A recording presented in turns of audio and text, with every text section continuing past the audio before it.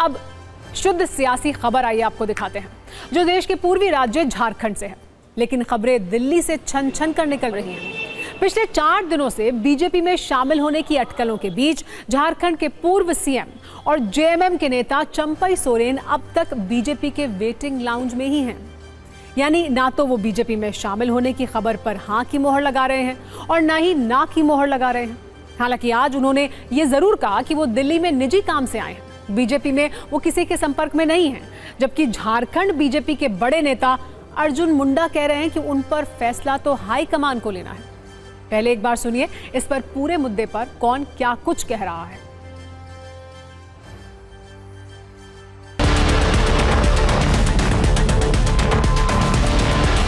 बात हुई क्या? नहीं, हम किसी से मुलाकात नहीं, अपना हम निजी काम में। बीजेपी ज्वाइन करने के लिए जो चर्चाएं चल रही थी उसके लिए क्या अभी तो कौन ये सब कह रहा है, हमको भी समझ में नहीं आ रहा है। चंपई सोरेन से आपका कोई संपर्क?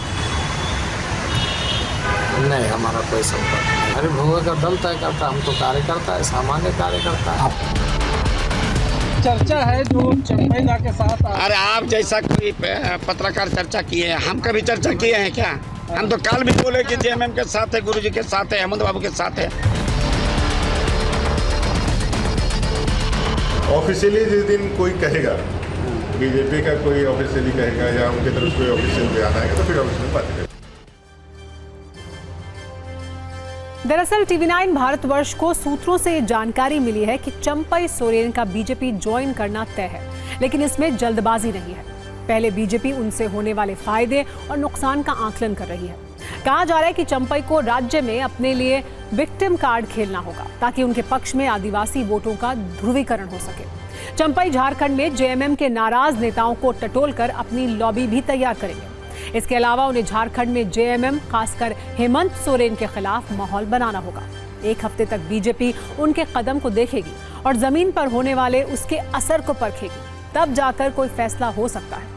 सूत्रों के मुताबिक बीजेपी किसी भी तरह से ये नहीं चाहती है कि झारखंड मुक्ति मोर्चा को तोड़ने का आरोप उसके ऊपर लगे। इस पूरे मसले को करीब से हैंडल करने वाले असम के सीएम हिमंत बिस्वा शर्मा चंपई सोरेन के रेगुलर टच में हैं। बीजेपी चंपई सोरेन को लेकर हड़बड़ी में नहीं है, लेकिन सवाल यह है कि चंपई सोरेन बीजेपी के लिए कितने जरूरी हैं। दरअसल झारखंड में कुछ महीने बाद विधानसभा चुनाव होना है। इसमें सबसे पहले दावपेच एसटी सीट और आदिवासी वोट के लिए लगाए जा रहे हैं। 2011 की जनगणना के मुताबिक झारखंड की कुल आबादी 3 करोड़ 30 लाख है। इसमें 86 लाख आदिवासी हैं, यानी कुल आबादी का 26%। ये वोट बैंक सरकार बनाने में सबसे बड़ा फैक्टर है। झारखंड में विधानसभा की कुल 81 सीटें हैं। इनमें 28 अनुसूचित जनजाति के लिए आरक्षित हैं, मतलब 35% सीटें। 2019 में इन 28 सीटों में जेएमएम को सबसे ज्यादा 19 सीटें मिली थी। कांग्रेस के खाते में 6 सीटें गई थी, जबकि बीजेपी को 2 से संतोष करना पड़ा था। 1 सीट झारखंड विकास मोर्चा प्रजातांत्रिक को मिली थी। अगर लोकसभा के लिहाज से देखें तो राज्य की 14 में से 5 सीटें एसटी के लिए रिजर्व हैं। इस बार 5 की 5 सीट इंडिया गठबंधन के खाते में गई हैं। ओडिशा और छत्तीसगढ़ में शानदार प्रदर्शन करने वाली बीजेपी झारखंड में भी वही दोहराना चाहती है। इसीलिए पार्टी जल्दबाजी में कोई फैसला करते हुए नहीं दिखना चाहती है। वैसे समझना यह भी जरूरी है कि क्या चंपई बीजेपी को फायदा पहुंचा पाएंगे? अगर हां तो कैसे?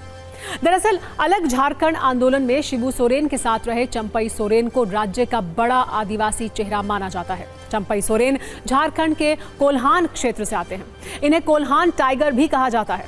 कोल्हान क्षेत्र में विधानसभा की 14 सीटें हैं, जिन पर चंपई सोरेन की पकड़ बताई जाती है।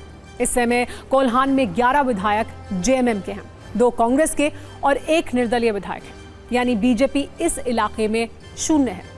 बीजेपी चंपई सोरेन के जरिए जेएमएम के आदिवासी वोट में सेंध लगा सकती है। तो सत्ता में आज का टाइम खत्म हो गया है। सभी न्यूज मित्रों से हमारी न्यूज रिक्वेस्ट है कि वो सत्ता की न्यूज रील्स को ज्यादा से ज्यादा शेयर करें।